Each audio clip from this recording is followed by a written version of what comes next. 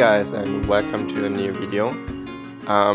In this episode we're gonna look into building like a quick demo PWA application, and this is basically episode 2 of, I wouldn't call it a series, just like it's gonna be just 2 videos about PWAs.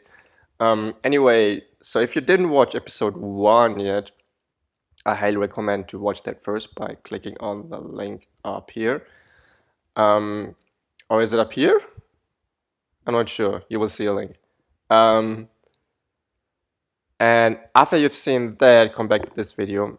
And what we're going to do is basically, we won't focus too much on like building the UI and features and make it look cool. That's not the purpose of this video. We're going to focus on the key features of PWAs. And what they make them progressive web apps.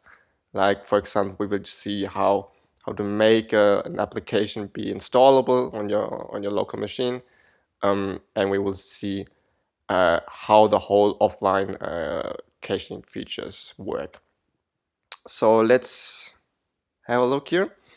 I'm gonna use the Framework7 CLI for this. But you can pretty much use any CLI you want. So the same thing works also for the Vue CLI, and also the Create React App CLI works as well. If you want to follow this and you haven't installed the Framework7 CLI yet, you can just do that by npm install -g Framework7 CLI. I already have that, okay? So I'm not going to do that. And to create a new project, I'm just going to go Framework7, create. Oh, I don't have the latest version installed. Yeah. So Framework7 CLI is a little strict on this one. It always wants the latest of the latest. All right. So let's try again. All right. So when you use the CLI, keep in mind to use the PWA option here. To select it, press the spacebar, okay, and deselect simple web app using spacebar as well, and then press return. I'm just gonna call this test. I feel like using React today, so I'm gonna use React. It doesn't really matter which template you use here. I'm just gonna go with a single view. And do we need CSS? I'm not sure. Just go with this one. Yeah, default, whatever. So most of the stuff we don't need. The cool thing about the Framework7 CLI is that we come with a PWA, which is pretty much already set up. So it will come with a service worker file. It will come with a manifest. It will come with Workbox pre-installed. So you don't have to worry too much about it. You have to do a couple of like minor tweaks to make it installable, but that's pretty much it. All right, so let's have a look. All right, here's our project, and let me open this. Does anyone know how to get rid of this welcome thing here?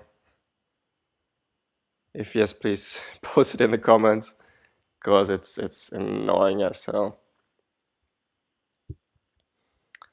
All right, so let's have a look. So there are, when I create a build, let me do that.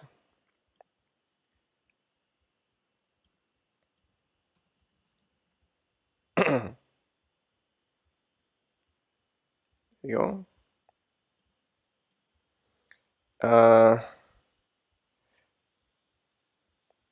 I think it's still building.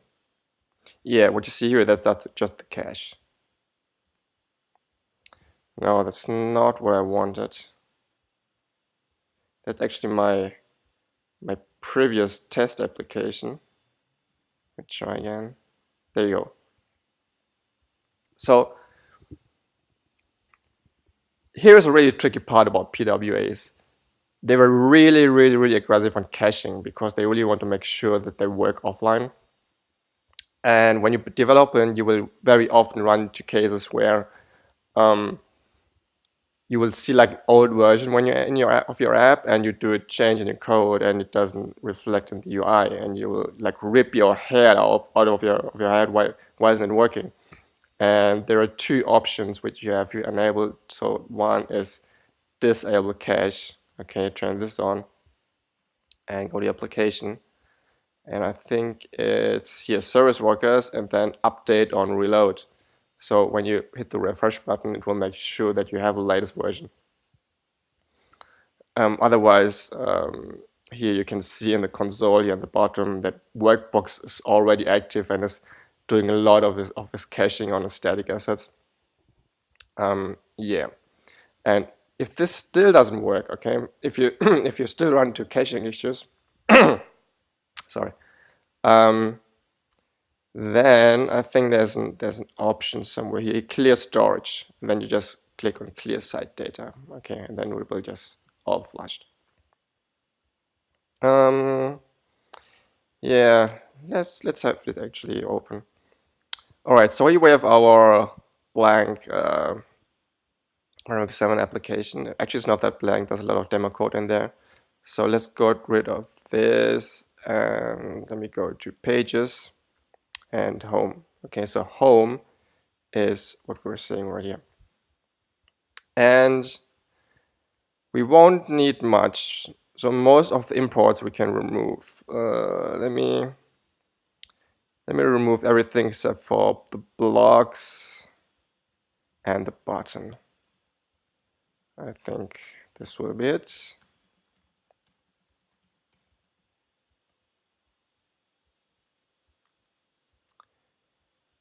And most of this code also we don't need. So let me remove this stuff too. And this stuff. Whoops. So we call this PWA test.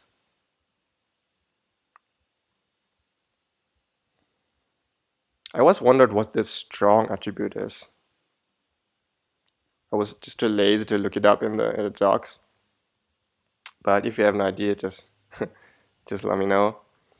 And we're also going to transform this into like into a class, because this gives you a little more options during development. So there's going to be export default class home extends react.component. Component.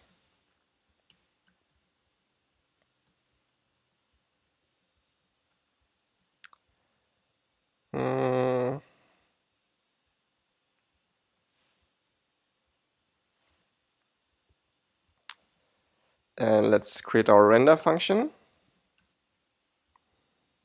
and return the JSX code that we just created. We're gonna need a constructor.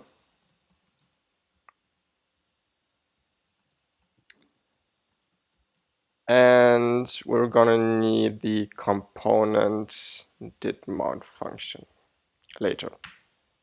All right, so let's save this.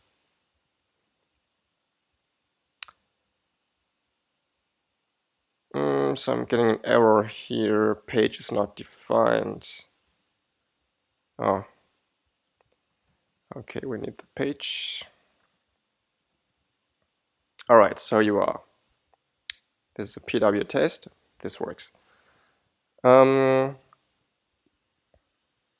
Let's have a look into our two key files for PWAs. Okay, so in the left you see the serviceworker.js. There's not much in there, because basically, and what it does is it will just hand everything over to Workbox and just let it do its thing. We have to do a couple of changes later here, but don't worry, it won't be too much.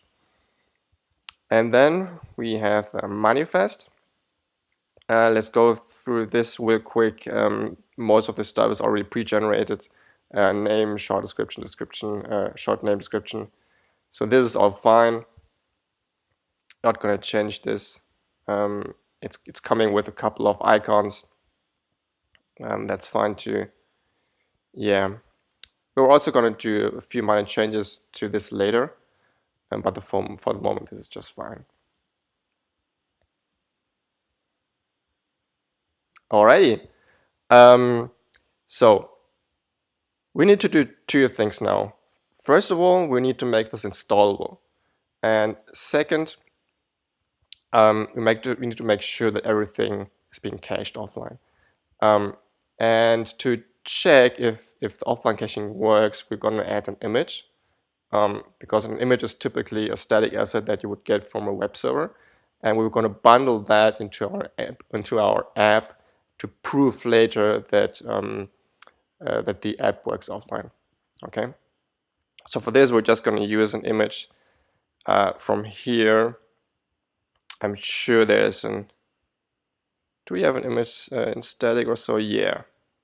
What's this? Yeah, let's use one of these icons here. So what I'm going to do is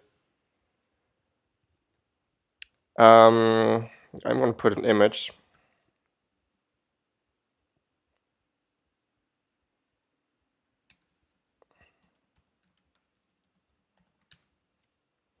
And now here comes the tricky part. Do not put into the source something like this. 38 times 128.png. Don't do that, because this is just a string, and then your app will just reference this as a normal image, and it will get the image from web server. So what you need to do is you need to tell Webpack that you want to import this as a static asset in order to let Workbox know that this is an asset that needs to be cached. Okay, and in order to do that, we have to import it. So we want to import, how do you call it? I don't know, F7 logo from. So I think it should be something like this, right? Static icons, and then 128 times 128.png.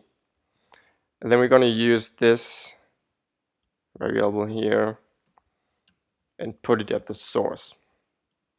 All right, so saving it, compiled, and then there's our image. And the most important part is have a look into this here. Precasing is responding to images 128.28.png. So this works, and this is just super important. Alrighty. So let's create our install feature. All right. And there's a page from Google. I usually just Google for install button, and should be the first results here. Web app install banners. And I highly recommend to read this article. But the most super duper most important part is this list of criteria here. All right. So you have to go through each of these and make 100% sure that you meet all of these criteria. Okay. So if there's just one that you don't meet, then it's not going to work. Okay. So let's have a look at the first one. The web app is not already installed and prefer related application is not true. So let me check on that. So you would go to Chrome apps and see if it's not already installed. So you can see that I've already prepared a little bit for this tutorial. So I'm gonna delete this app. All right, so it's gone, and make just sure that there's no other app with the same name, with the same ID that's already installed.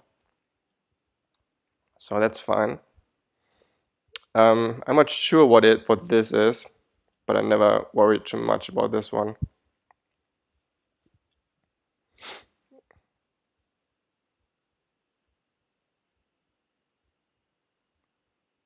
Also, it looks like this needs to be set in the manifest. So let's have a look. I'm pretty sure it's enabled, but let's double check. Oh, it's not. So I'm going to just add this to the manifest. True. That's it.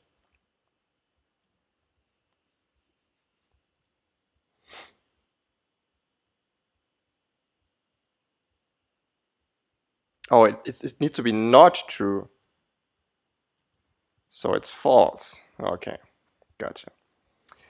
Meets the user engagement heuristic. So it says basically it needs the user to be on your website domain for at least 30 seconds and move the cursor around a little and maybe click something. But so far this has been not an issue for me.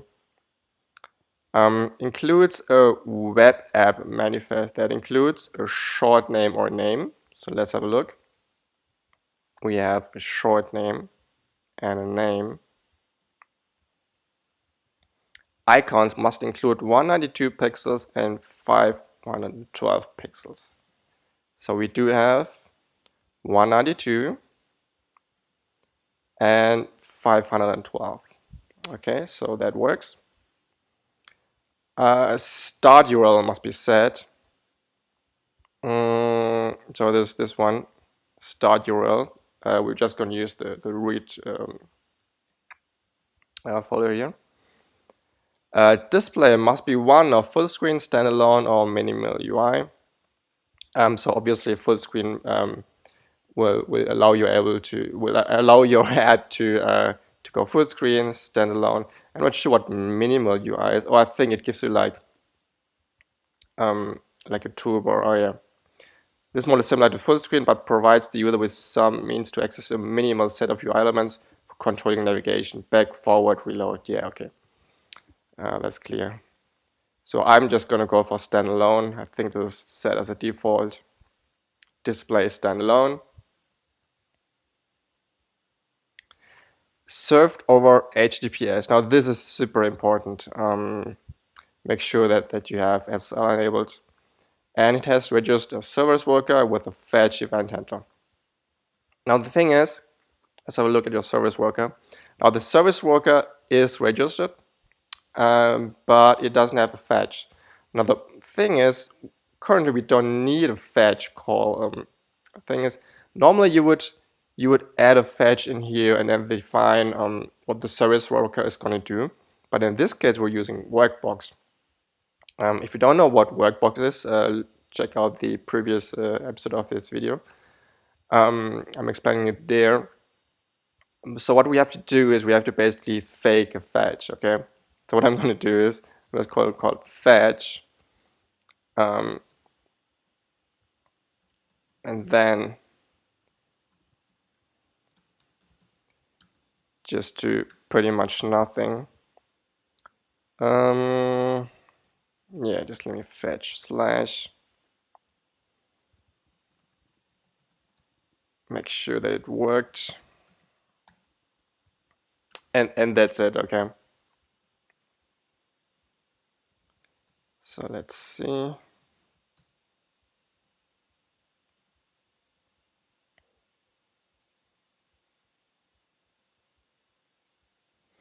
Is it still compiling? No, it's compiled.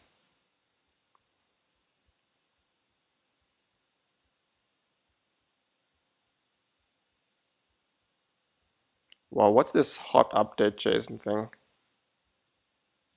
Also, my laptop is like running really hot right now.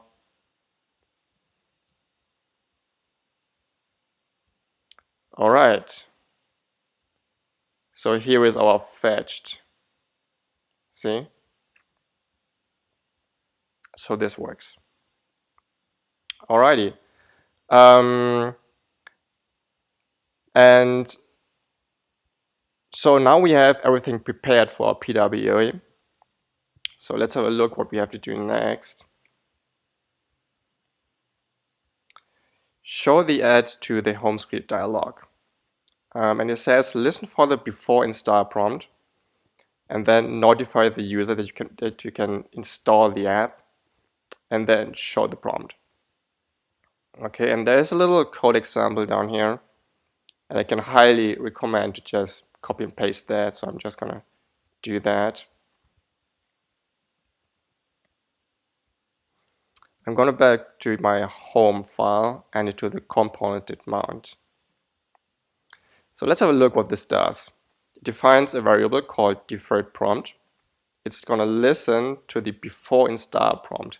Now this is an event that your browser fires right when the app is like ready to be installed. Okay, and it's preventing the default. Don't know why that is, but whatever. And then it's going to stash the event to being used later.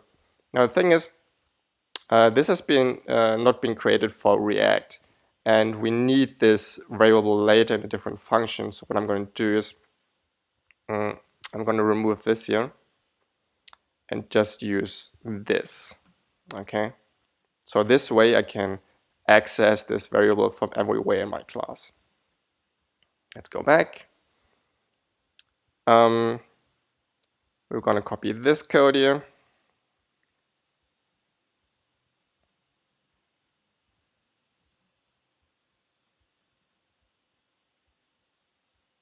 Oh, this is actually the same.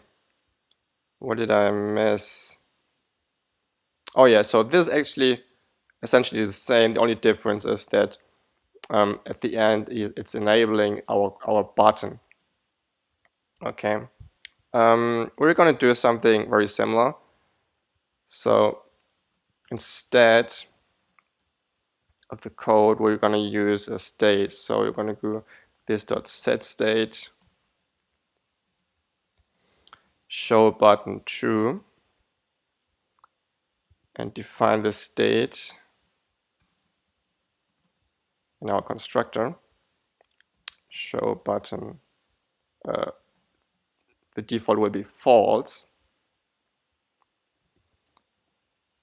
Alrighty. Now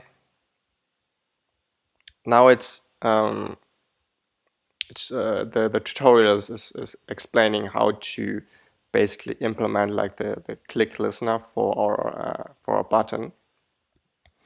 So I'm gonna copy that too. Actually, I'm just gonna need the inside here, and I'm gonna define a new click handler on install button clicked, and paste in our code. Alrighty. So the first thing it will do is after clicking the install button, we want to hide it. Okay. So basically we need this code over here and set it to false. All right, so we are hiding our button. Then it's showing the prompt, which is what we want. Now the thing is, we used deferred prompt sorry, we used this dot deferred prompt over here, so we need to change this to so. Okay. Now wait for the user to respond to the prompt. All right, fine. And I think we don't change much. We need to change this to this, and this too. All right. So the rest we just leave as it is. One more thing we have to do in React now, since this method is trying to access this variable, we have to bind this. Okay. Don't worry, this is not super fancy. This is something that you have to do for all React applications. So if you're a React developer, you probably know what I'm talking about. Alrighty. Now all we need to do is just add a button. So I'm going to do that. What's going on with my laptop? I think Wow, so can you hear that? My laptop's spinning like crazy right now. And I think this is something to do with this going on. Actually, let's have a look what's going on. Yeah, so it's Chrome. Yeah, let me restart Chrome. I don't like this.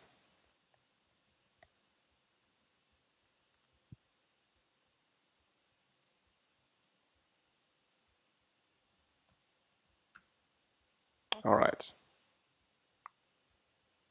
Not sure why this hot reloader is going crazy, but yeah, we'll figure that out. And let's add the onClick handler for the button. And we're going to use this handler. And will be this dot on install button clicked.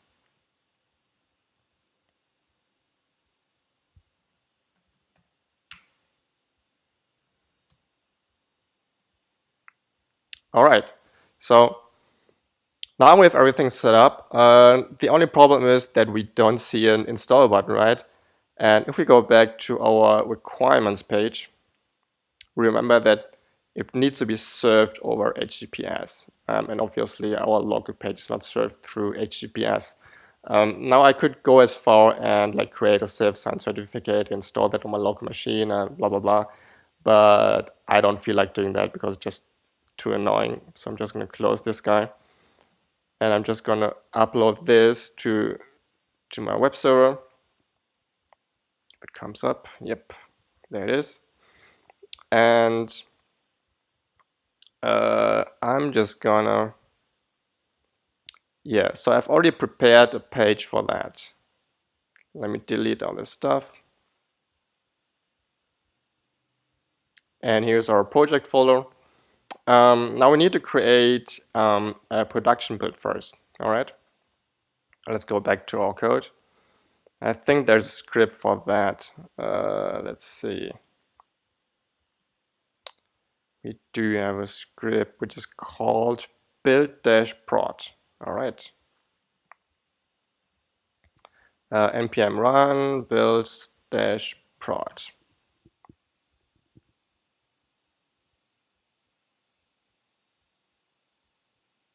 All right, so the build is complete. Let's go back to Finder. And you will find your build in the www folder. And all I'm going to do is just upload everything to my web server. Because that one has already installed SSL, has everything configured and set up. And it's going to be a lot easier. All right, it's uploaded. Let's go to Chrome. And for this demo, I just created a quick subdomain, and it's going to be HTTPS. I think it's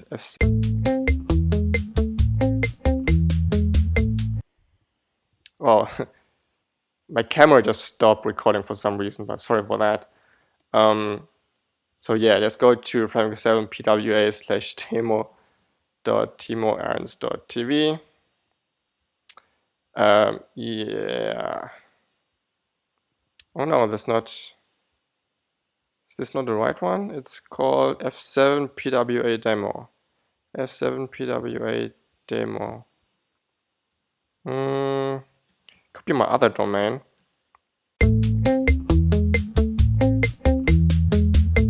All right, I figured out. So I'm an idiot. And the domain was just f7pwas-test. There you go. And we see our fetched call, right? Let me make sure that we have not enabled this guys here. So we need to disable that because we're on a production environment, and we want to make sure that this is basically the behavior that a normal user would get. Reload. So now what's worrying a little bit is that we're not getting the install prompt. So there should be a button down here. Oh, wait a second. Is that our button? Let's have a look. Yes, there's a button. Oh, we forgot to label it. I'm sorry, guys. We had to put a label on it. Put the label on it. Is that a song? Now it is. Buttons, install this app. Okay, so let's create a new build.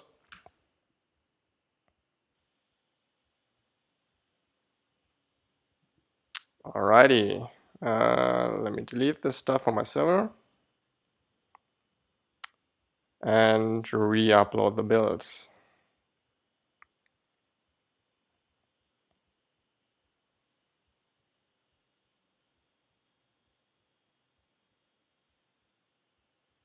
Okay, let's try again.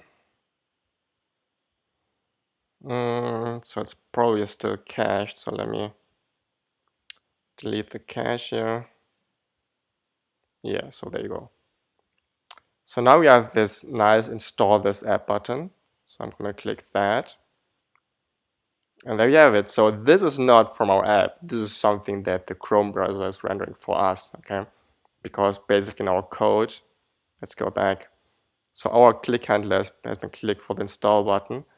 And then it's calling this.deferred prompt and then calling this.deferred choice. And it's basically asking the browser at this point to render this, this dialog for us. So now I'm going to go ahead and say, yeah, install it. And there it is. Let me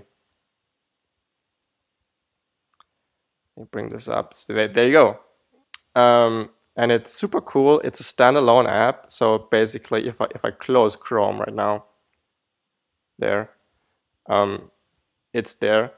Unfortunately, I cannot show you my my dock right now, but you have to trust me. So down there in my macOS dock, there is an icon for this app, and it's just it's there. Okay. So when I want to open the app, all I have to do is just click that dock icon. And on Windows, this will create a link on your desktop where you can just double click it, and it will launch the app in standalone. And yeah, this is super cool, I think. It will also work on a mobile device. So if you do the same thing on an iPad or on an iPhone, on an Android device, I think the install method is a little bit different. So as a user, you would have to click on the share icon, at least on iOS, and then hit add to home screen, and then it will install the app as an home screen icon on your phone. But other than that, it's very similar. And to prove to you that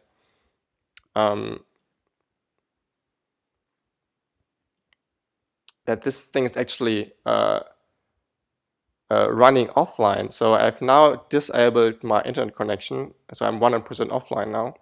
And I'm going to kill this app now. Okay, so I'm going to hit Command Q. Okay. I'm going to launch it again. Oh, I forgot to add this to my home screen, to my dock. So I'm going to have to run it from here. See? So the app is still there. And the image is still there. This guy here, remember? We added this image, and it's not getting that from a web server. It is installed as a bundle locally on your computer, and that's what's so cool about this this technology. And I'm very excited about this. We use it at work all the time. All our new apps, they're all PWAs. And yeah, hope this was helpful to you guys and wasn't too complicated. If you have any questions, just post them down there in the comments. Please don't send me an email because, first of all, I don't have the time to answer all your emails, okay? And second, if you just send me an email, other people who have the same question won't see the answer, okay? So post your question into the comments, and then we all can benefit from that, all right? I think that's it. Have a great day and see you on the next video. Bye.